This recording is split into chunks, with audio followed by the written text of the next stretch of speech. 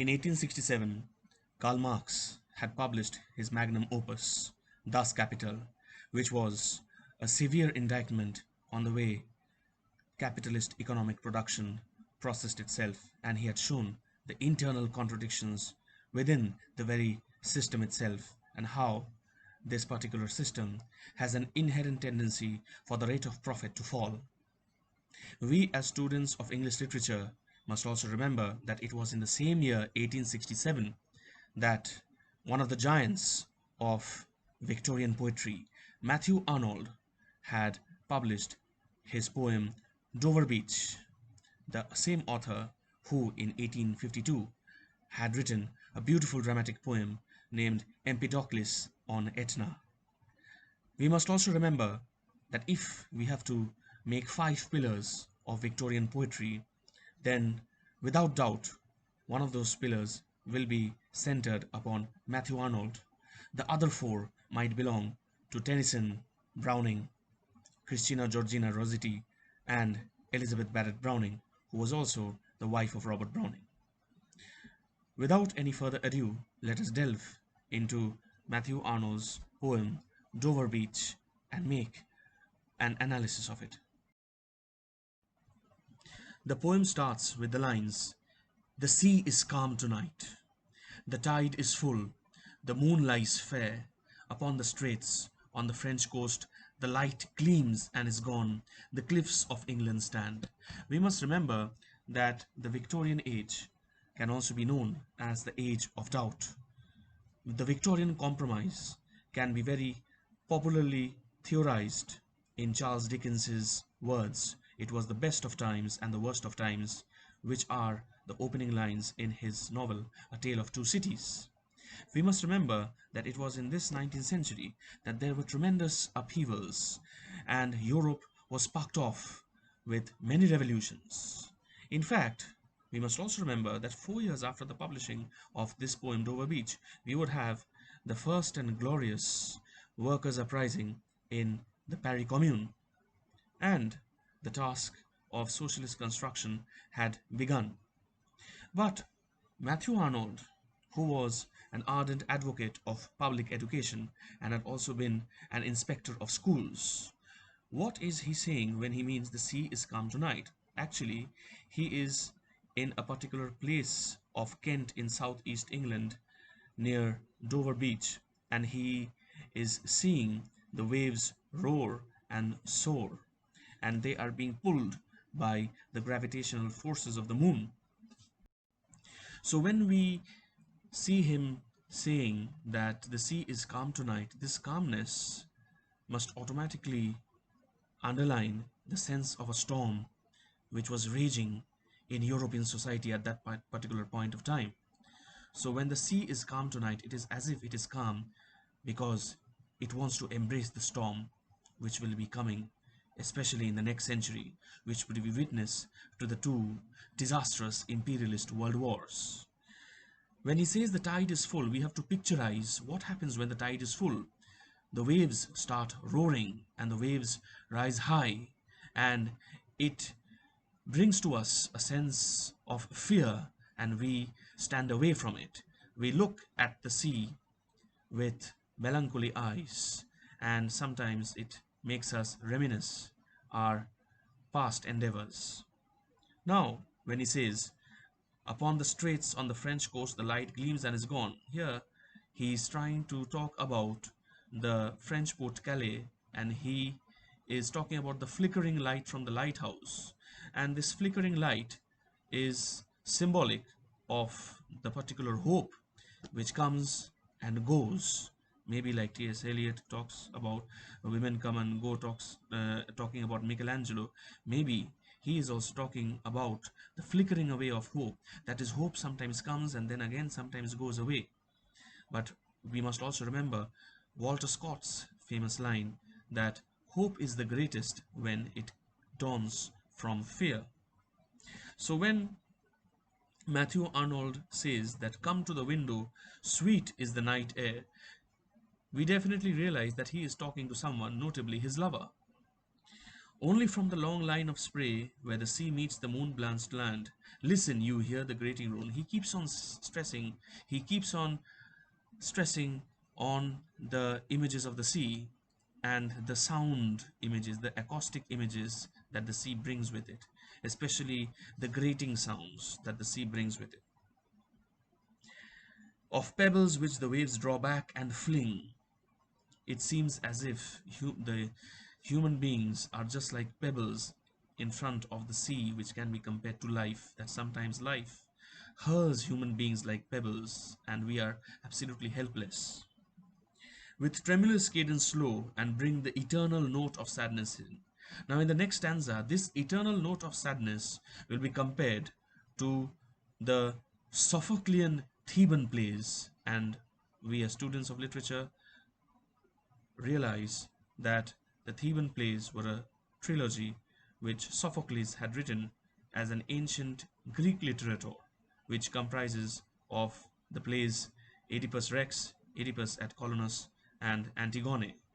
Tremendously tragic, and all the five elements, namely the hamartia, hubris, anagnorisis, peripety, is all there. We must remember. Sorry, I made a mistake. First, the tragic character must have hamartia, that is, he must make an error of judgment.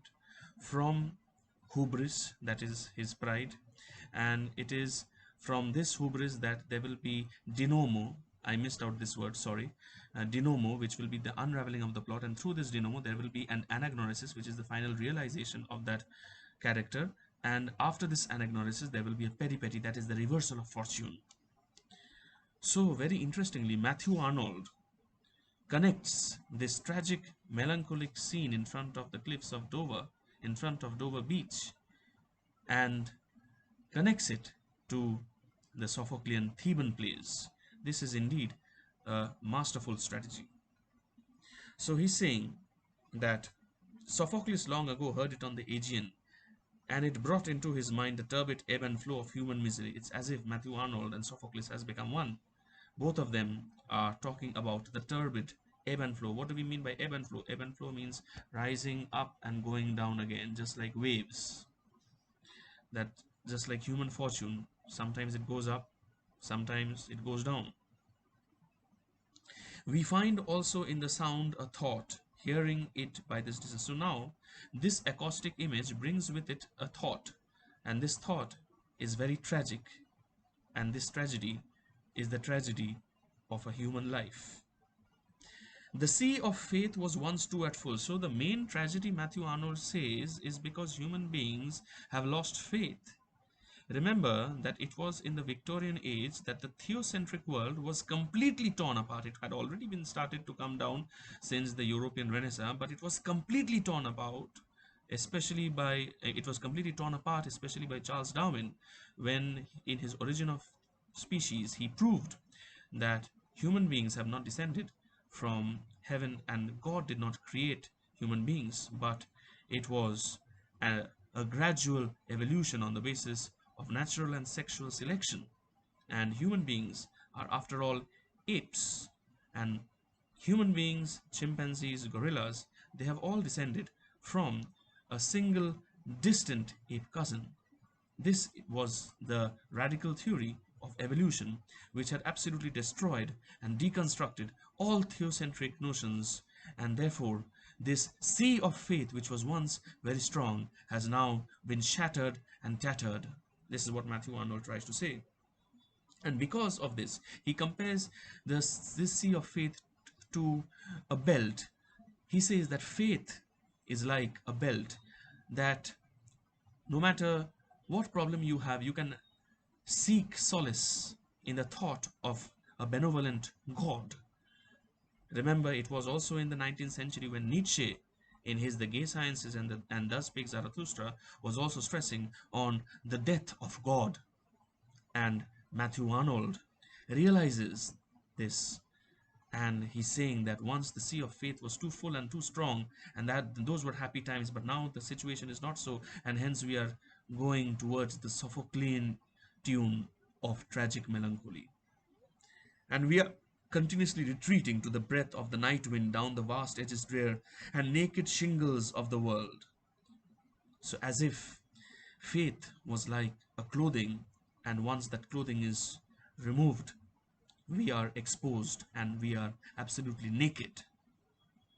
And finally, he harks out to his love that, ah, love, let us be true to one another, let us be loyal, let us not break away from our commitment, because if we break away, the sea of faith which was once full has already gone, but now the sea of love will also be torn away.